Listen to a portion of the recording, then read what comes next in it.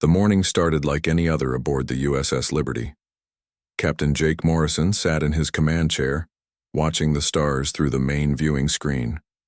His ship was 3 days out from Earth, conducting routine surveys of the Kepler 442 system. The crew of 85 men and women moved about their duties with practiced ease, checking sensors and recording mineral deposits in the asteroid belt. Jake had been exploring space for 12 years, and he loved the quiet moments between destinations. The Liberty was not a warship. She was built for discovery, equipped with mining scanners and sample collectors rather than weapons. Her hull was painted white with blue stripes, and her mission patches showed Earth's continents surrounded by stars. Lieutenant Susan Miller looked up from her communications station, her face suddenly pale. "Captain, we're receiving a priority transmission from an unknown source. It's not human." Jake felt his stomach drop. In all of humanity's expansion into space, they had never encountered another intelligent species. There had been theories, of course, and scientists had speculated about alien life, but no proof had ever been found. "Put it on screen," Jake ordered, his voice steady despite the racing of his heart. The main viewer flickered and then displayed something that made the entire bridge crew gasp. A massive alien face filled the screen with features that seemed carved from living crystal. Its eyes glowed with an inner blue light, and when it spoke, its voice sounded like grinding stone mixed with electronic harmonics. "I am Admiral Krextal of the Zephyrian Galactic Empire," the alien announced. "I speak for His Imperial Majesty, ruler of 17 star systems and commander of 2,000 vessels of war." Jake exchanged glances with his crew. The aliens' English was perfect, which meant they had been studying humanity for some time. That thought sent chills down his spine. Admiral Krextal continued, his crystalline features showing no emotion. "Your species has expanded beyond your birth system. Without permission, you have entered sacred Zephyrian space with your mining operations and colony ships. This transgression cannot be overlooked." On the bridge of the Liberty, Engineer Tom Rogers whispered, "Sacred space? We never saw any markers or warnings." Keist, Alien Admiral seemed to hear him, though that should have been impossible. "Ignorance is no excuse for trespass. The asteroid belt you currently explore belongs to the Empire, as do the 3 systems your kind has settled. You will withdraw immediately." Jake stood from his chair, knowing that every word he spoke now might determine the fate of his species. "Admiral Krextal, I am Captain Jake Morrison of the human exploration vessel Liberty. We had no knowledge of your claims to this territory. If there has been a misunderstanding, perhaps we can discuss this diplomatically." The alien's laugh sounded like ice cracking. "There will be no discussion. You have 72 standard hours to evacuate all human presence from beyond your original solar system. Every ship, every mining station, every colony must withdraw to Earth space. Any human vessel found beyond these boundaries after the deadline will be destroyed." Lieutenant Miller raised her hand slightly. "Captain, there are over 200,000 humans living in the outer colonies. 72 hours isn't enough time to evacuate everyone." Admiral Krextal's glowing eyes focused on her. "Then you should have considered that before you invaded our territory. The Empire has spoken. You will comply, or you will face the consequences." The transmission ended abruptly, leaving the bridge of the Liberty in stunned silence.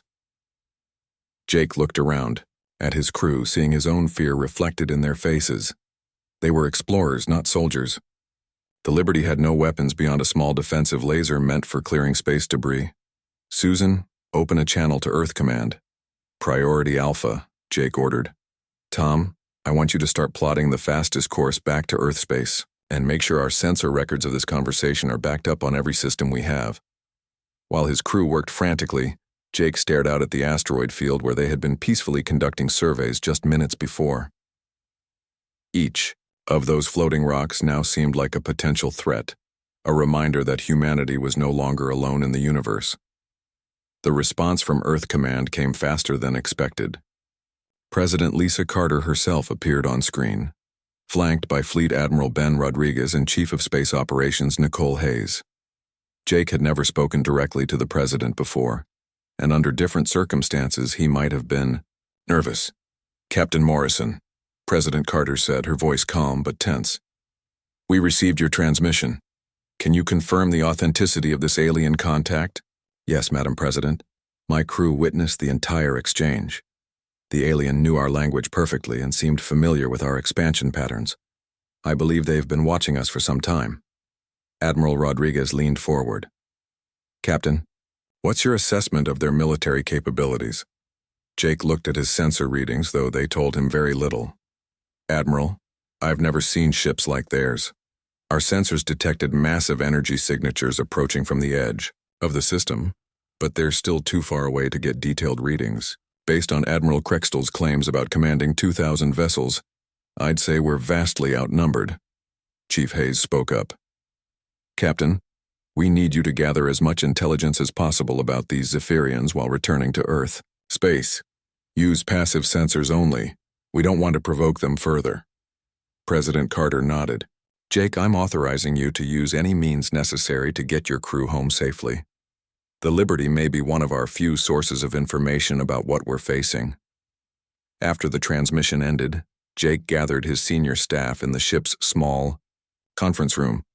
Lieutenant Commander Sarah Davis, his first officer, looked as worried as he felt. "Captain, do you really think they'll attack if we don't withdraw?" she asked. "I don't know, Sarah, but I've never seen anything as confident as that Admiral Krextal. He spoke like someone who's never been refused before." Engineer Rogers pulled up tactical displays on his tablet. "Sir, I've been running calculations. Even if we could gather every human ship in space, we'd have maybe 50 vessels total. Most of them are cargo haulers and exploration ships like us. We have no real warships." Jake nodded grimly. "I know, Tom, but that's not our decision to make. Right now, our job is to get home and report what we've learned." As the Liberty began its journey back toward Earth, Jake couldn't shake the feeling that everything was about to change. Humanity had spent decades reaching for the stars, building colonies and expanding their presence in space. They had dreamed of meeting other intelligent life among the stars. Now that dream had become a nightmare. The Zephyrian Empire commanded 17 star systems and 2,000 warships. They treated humanity's expansion as a criminal act, and they seemed prepared to enforce their will with overwhelming force. In 72 hours, humanity would have to decide whether to abandon everything they had built in space or face annihilation at the hands of an enemy they had never known existed. Jake Morrison had become the first human to make contact with alien intelligence. But instead of bringing news of friendship and cooperation, he carried a message of ultimatum and death. The age of human innocence in the galaxy had ended, and the age of survival was about to begin. The emergency meeting in the Pentagon lasted 18 hours. President Lisa Carter had not slept since receiving Captain Morrison's report, and neither had Fleet Admiral Ben Rodriguez or Chief of Space Operations Nicole Hayes. Around the massive conference table sat the best military minds humanity could gather on such short notice. Admiral Rodriguez spread holographic displays across the table, showing the locations of every human ship and colony in space. The numbers were not encouraging. 47 ships total, scattered across 3 star systems. The largest vessel, the USS Freedom, carried only 300 crew members and was designed for long-range exploration, not combat. "We have 36 hours left," President Carter said, her voice hoarse from hours of discussion. "The evacuation ships we sent to the outer colonies won't be back in time, even if they push their engines to the breaking point. We're looking at leaving behind nearly 200,000 people." Chief Hayes pulled up intelligence reports from the Liberty's sensors. "The Zephyrian ships are massive. Our best estimates put their smallest destroyer at twice the size of our largest vessel. Their energy signatures suggest weapons that could crack a planet." Dr. Ryan Cooper, a civilian physicist who had been called in as a consultant, studied the alien ship designs with intense concentration. He was young for such an important meeting, barely 35, but his work on quantum mechanics had revolutionized human spaceflight. "There's something here," Ryan said, pointing to the sensor readings. "Their ships use quantum resonance shields. Very advanced, but they follow predictable patterns. all energy-based, designed to deflect beam weapons and absorb kinetic impacts from conventional projectiles. Admiral Rodriguez looked skeptical. Doctor, even if we understand their shields, we don't have weapons that can penetrate them. Our ships carry mining lasers and defensive systems, not military-grade armaments. Ryan smiled for the first time since entering the room. Admiral, I think you're looking at this the wrong way. We don't need military weapons. We need to think like humans. While the leaders debated strategy on Earth, Captain Jake Morrison was conducting a dangerous mission near the edge of human space. His ship, the Liberty, had detected an automated Zephyrian research station orbiting a dead planet in the Kepler 442 system. Against all regulations, Jake had decided to investigate. Lieutenant Commander Sarah Davis monitored the station's defenses, while engineer Tom Rogers worked to crack their communication systems. Captain, it looks like a scientific outpost. No major weapons, just standard defensive screens. Jake nodded. Tom, what can you tell me about their technology? Rogers had been studying the alien systems for hours. Sir, it's incredible but also limited. Everything they build follows the same basic principles. They rely heavily on energy manipulation and quantum fields, but their systems don't seem designed to handle multiple attack vectors simultaneously. On Earth, Commander Amy Phillips was working frantically in the military's research facility. She had been given unlimited resources and told to find a way to fight ships 10 times larger than anything humanity had ever built. Amy was known for turning impossible problems into practical solutions. She stood before a holographic display showing human mining equipment, cargo haulers, and construction ships. Her team of engineers watched as she began connecting systems in ways no one had ever attempted.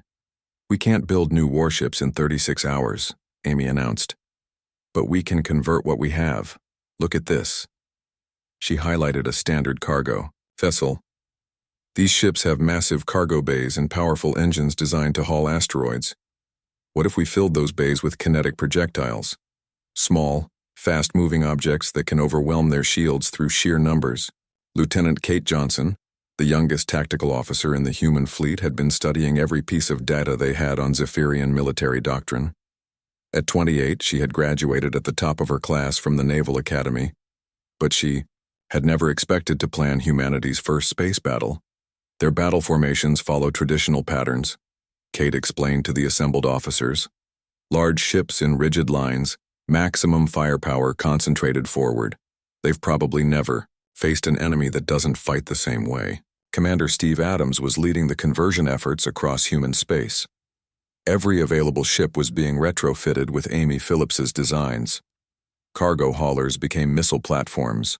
Mining lasers were reconfigured and amplified. Construction equipment was turned into kinetic weapons. The USS Freedom, humanity's flagship, underwent the most dramatic changes. Captain Bill Murphy watched as his exploration vessel transformed into something unrecognizable. The elegant white hull now bristled with improvised weapon systems and armor plating salvaged from mining stations. This is insane, Captain Murphy told Commander Adams over the communication link. We're taking scientific instruments and turning them into weapons of war. Adams nodded grimly. Bill, insane is exactly what we need right now. The Zephyrians have been fighting conventional wars for thousands of years. They've never encountered anything like what we're planning. Dr. Cooper's breakthrough came at the worst possible time. With only 12 hours left before the deadline, he discovered something remarkable about Zephyrian shield technology.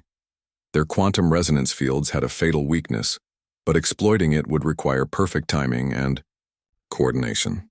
The shields rotate frequencies every 3.7 seconds, Ryan explained to President Carter over a secure channel. For exactly 0.2 seconds during each rotation, there's a gap in their coverage. It's designed to prevent feedback loops, but it creates a vulnerability. President Carter looked exhausted but determined. Doctor, can our people exploit this weakness? Yes, but only if we can get our weapons close enough and time everything perfectly. We're talking about precision that's never been attempted in space combat. Captain Morrison finally returned to Earth space with crucial intelligence. His dangerous reconnaissance of the Zephyrian research station had revealed detailed information about their technology and military thinking. They're arrogant, Jake reported to Admiral Rodriguez. Their entire military philosophy assumes technological superiority. They've never fought an enemy that uses unconventional tactics or improvised weapons.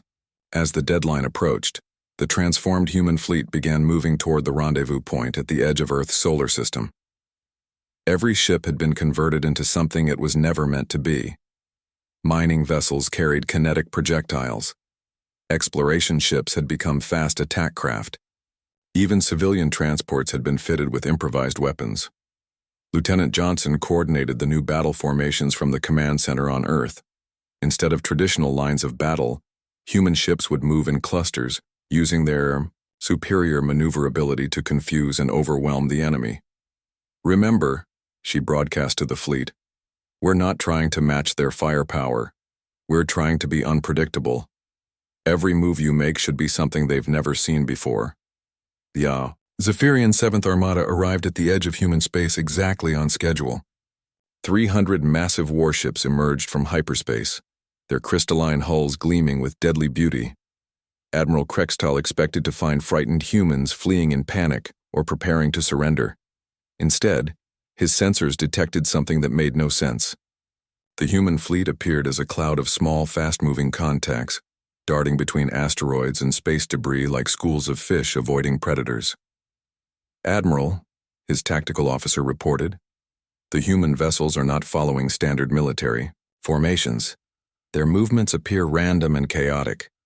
Krextal studied the displays with growing confusion. In thousands of years of galactic warfare, he had never encountered anything like this.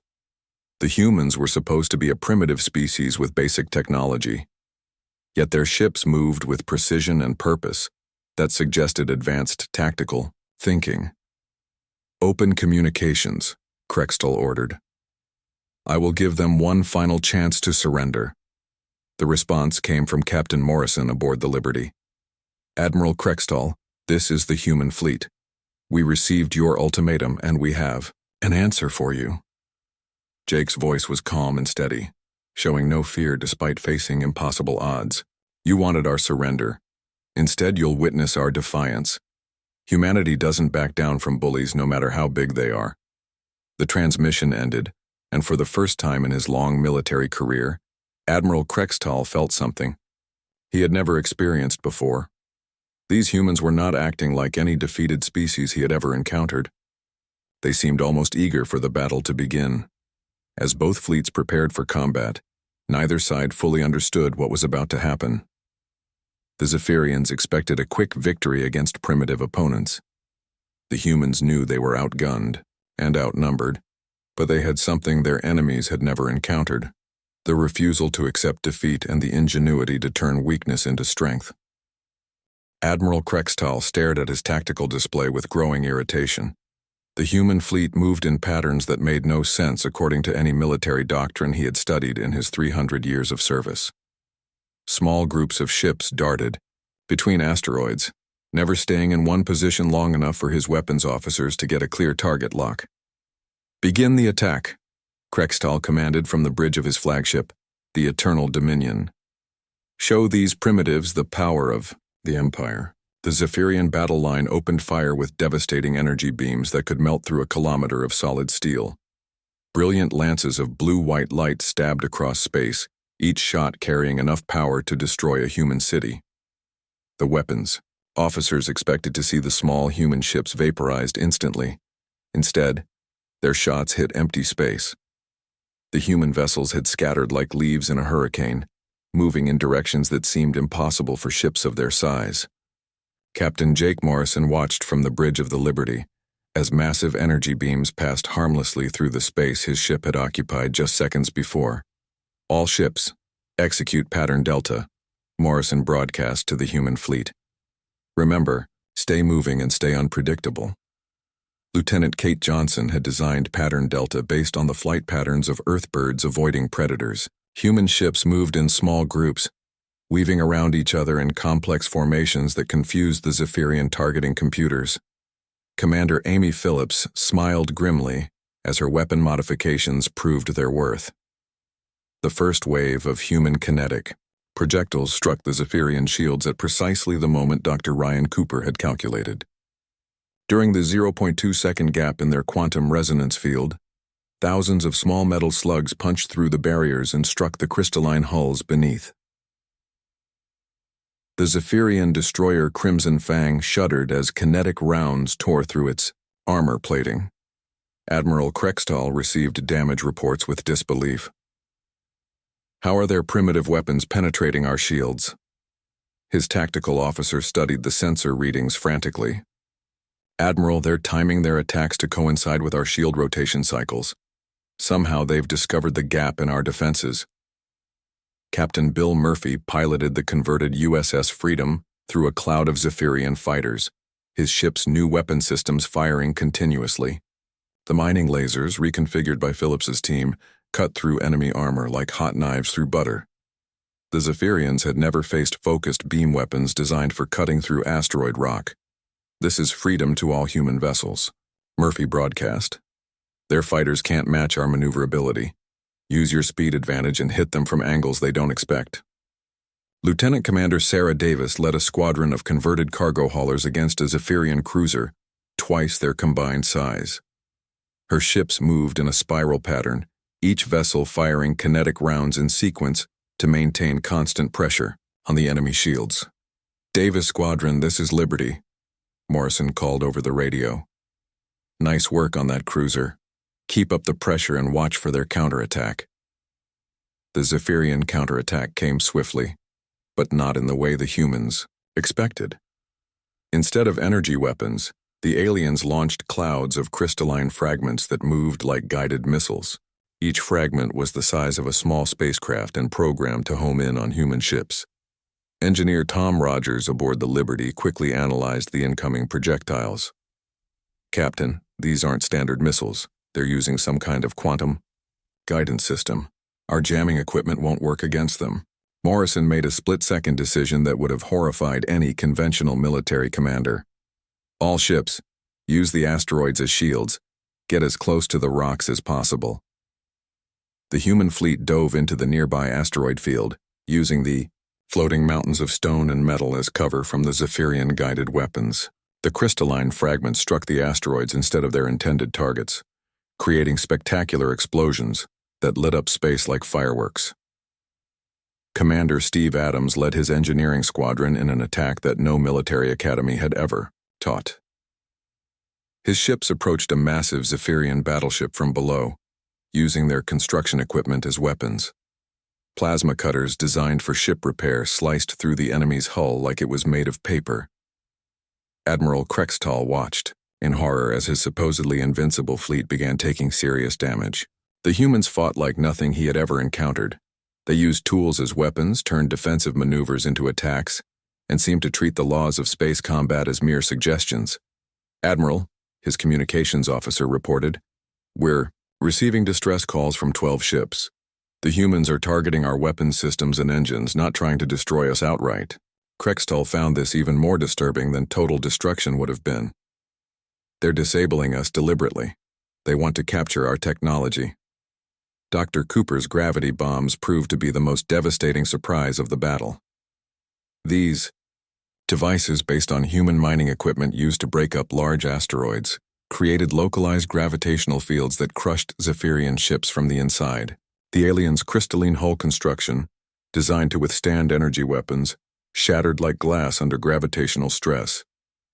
The Zephyrian heavy cruiser Golden Spear broke apart in a shower of crystal fragments as one of Cooper's devices activated inside its engine room. Captain Morrison watched the destruction with grim satisfaction, knowing that each enemy ship destroyed meant his own people had a better chance of survival. Lieutenant Johnson coordinated the human fleet's movements from her command post on Earth, using communication delays and sensor data to predict enemy actions before they happened. Her tactical innovations allowed human ships to be in the right place at exactly the right time. "All squadrons, the enemy is trying to reform their battle line," Johnson broadcast. "Execute Maneuver 7 and hit them during their repositioning." Maneuver 7 was Johnson's masterpiece based on naval tactics from Earth's ancient history. Human ships appeared to retreat in disorder, drawing the Zephyrians into pursuit, then suddenly reversed course and struck the enemy from multiple directions simultaneously. The Zephyrian formation collapsed as human ships attacked from above, below, and both sides at once. Admiral Krextel's carefully planned battle line became a chaotic melee, where his superior numbers meant nothing. Captain Morrison led a daring assault on a Zephyrian command ship, using the Liberty's speed and maneuverability to avoid the massive vessel's defensive fire. His ship's converted mining equipment tore through the enemy's hull, and his crew boarded the alien vessel to capture critical intelligence. "This is Morrison to all human ships," he broadcast from inside the captured Zephyrian vessel. "I'm transmitting their tactical frequencies and command codes. Use this information to coordinate your attacks." The battle reached its climax when Commander Phillips led a squadron of converted mining ships against Admiral Krextal's flagship. The human vessels, originally designed to process asteroids, used their industrial equipment to literally take apart the massive Zephyrian battleship. Piece by piece, Admiral Krextal stood on his bridge as human ships swarmed around his vessel like angry insects. His crystalline features showed an emotion no Zephyrian had felt in thousands of years. Panic. "How is this possible?" he demanded of his tactical officer. "They're primitives with mining equipment. We command the most advanced fleet in the galaxy." His officer's response was barely audible over the sound of human weapons tearing through the ship's hull. "Admiral, I don't think they know they're supposed to lose." The Eternal Dominion shuddered as human plasma cutters sliced through its main power conduits. Emergency lighting bathed the bridge in red as systems failed throughout the massive vessel. "Captain," Morrison's voice came over the Zephyrian communication system, speaking in their own language with perfect pronunciation. "Admiral Krextal, this is Captain Morrison of the human fleet. Your ship is disabled and your fleet is defeated. I'm offering you the chance to surrender." Krextal looked around his ruined bridge, seeing his crew injured and his ship dying around him. In all his years of conquest, he had never imagined that a species could turn industrial equipment into weapons of war, or use creativity to overcome superior technology. "Impossible," he whispered, but the evidence surrounded him. The invincible Seventh Armada was being systematically destroyed by opponents who should have been helpless. The humans had done more than win a battle. They had shattered every assumption the Zephyrian Empire held about warfare, technology, and their own superiority. As Admiral Krextal watched his fleet burn around him, he realized that the galaxy would never be the same. The battle had been raging for 6 hours when Admiral Krextal finally understood the truth. His invincible Seventh Armada was not just losing to the humans.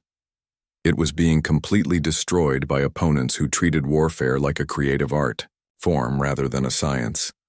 Captain Jake Morrison stood on the bridge of his captured Zephyrian command vessel, watching the final phase of the battle unfold through alien view screens.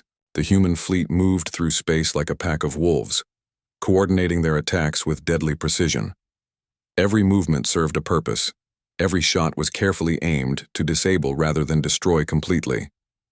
"Captain Morrison to all human vessels," Jake broadcast using the Zephyrian communication system. "Final phase is now active. Execute Operation Cleanup."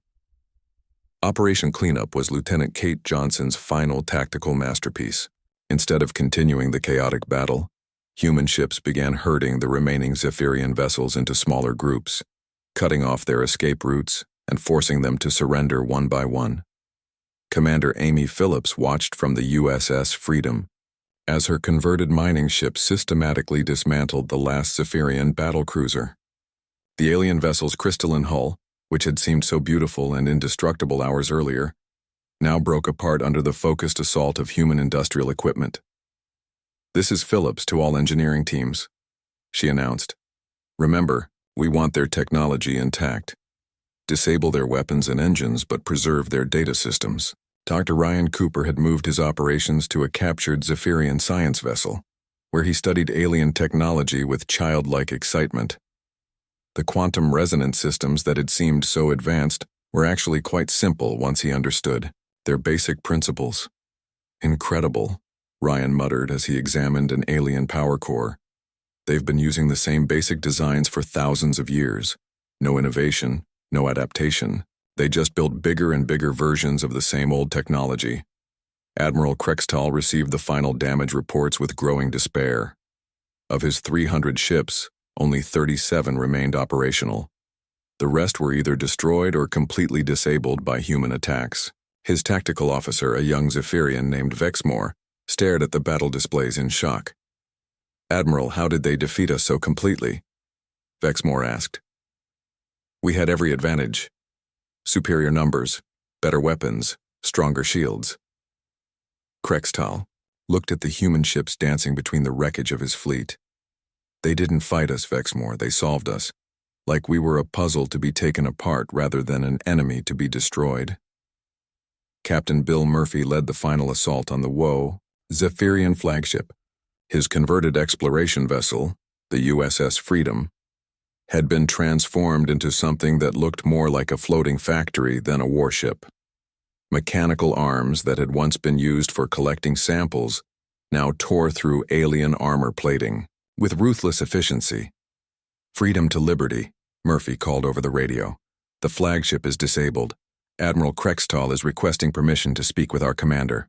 Morrison smiled as he watched the proud Zephyrian admiral appear on his communication screen. Krextal's crystalline features were cracked and dim, his once brilliant blue eyes now flickering with defeat. "Captain Morrison," Krextal said, his voice barely above a whisper. I surrender. The 7th Armada surrenders to your forces." Jake felt no satisfaction in the aliens' defeat, only relief that the fighting was finally over. "Admiral, order your remaining ships to power down their weapons and prepare to be boarded. Any vessel that attempts to escape will be disabled." As the last Zephyrian ship surrendered, the human fleet began the massive task of securing their prisoners and salvaging alien technology. Commander Steve Adams coordinated the boarding operations, his engineering teams moving through disabled enemy vessels with practiced efficiency. "This is unbelievable," Adams reported to Morrison. "Their technology is advanced, but it's also incredibly rigid. Every ship is built exactly the same way, with the same weapons in the same locations. No variation, no creativity." Lieutenant Commander Sarah Davis had taken command of a captured Zephyrian destroyer and was amazed by what she found. "Captain, these ships are beautiful, but they're designed like works of art rather than weapons of war. Everything is perfect and symmetrical, but also predictable." The implications of humanity's victory began spreading across the galaxy, even before the battle was officially over. Automated Zephyrian communication buoys had been broadcasting reports of the fighting to every corner of the Empire, and other alien civilizations were listening with growing amazement. On the Zephyrian homeworld, Emperor Zixthal received the reports with disbelief. His crystal palace, which had stood for 10,000 years as a symbol of imperial power, now seemed fragile and vulnerable. The humans had done something no species in galactic history had ever accomplished. They had defeated the Empire's finest fleet, using improvised weapons and unconventional tactics. "How many humans were there?" the Emperor demanded of his military advisors. 47 ships, Your Imperial Majesty," came the reply. "Less than 5,000 individuals total." The Emperor's crystalline form went dark with shock. 5,000 humans had destroyed the 7th Armada. If humanity decided to go on the offensive, what could stop them? Captain Morrison stood in the command center of the captured flagship, surrounded by alien technology he was only beginning to understand. Dr. Cooper worked frantically to decode the Zephyrian databases, while Lieutenant Johnson analyzed their military doctrine for weaknesses. "Jake," Ryan called excitedly, "you need to see this. The Zephyrians have detailed maps of 17 star systems, but look at how they're organized." Morrison studied the holographic display Cooper had activated. The Zephyrian Empire controlled vast territories, but their expansion had followed predictable patterns. They conquered civilizations that fought conventional wars, but they had never encountered opponents who refused to play by established rules. "They've been using the same tactics for millennia," Johnson observed. "Overwhelming force, superior technology, and the assumption that bigger always wins. No wonder they couldn't adapt to our strategies." Admiral Ben Rodriguez arrived from Earth, aboard the heavy cruiser USS Defiance, bringing reinforcements and supplies for the human fleet. He found Morrison coordinating salvage operations from the bridge of an alien battleship, looking more like an explorer than a conqueror. "Jake, I have orders from President Carter," Rodriguez announced. "You're to secure all alien technology and prepare for possible counterattack. This victory is impressive, but the Zephyrians still control 16 other star systems." Orison nodded, understanding the larger implications. "Admiral, I don't think they'll counterattack, at least not immediately. We've broken something more important than their fleet. We've broken their confidence." The final tally of the battle was staggering. The humans had destroyed or captured over 90% of the Zephyrian 7th Armada, while losing only 3 of their own vessels. The converted mining ships and exploration vessels had proven more effective than any purpose-built warship in galactic history. Admiral Krextall sat in the detention area of a human ship, trying to understand what had happened to his invincible fleet. A human guard, a young woman named Lisa Park, brought him water and food with surprising kindness. "Why did you spare us?" Krextall asked her. "In our position, the Empire would have destroyed every human ship and enslaved the survivors." Lisa looked at the defeated alien commander with something approaching sympathy. "Because that's not who we are. We fight when we have to, but we don't kill when we don't need to." News of humanity's victory spread through the galaxy like wildfire. Species that had lived under Zephyrian dominance for thousands of years began to whisper about the small blue world that had humbled the Empire.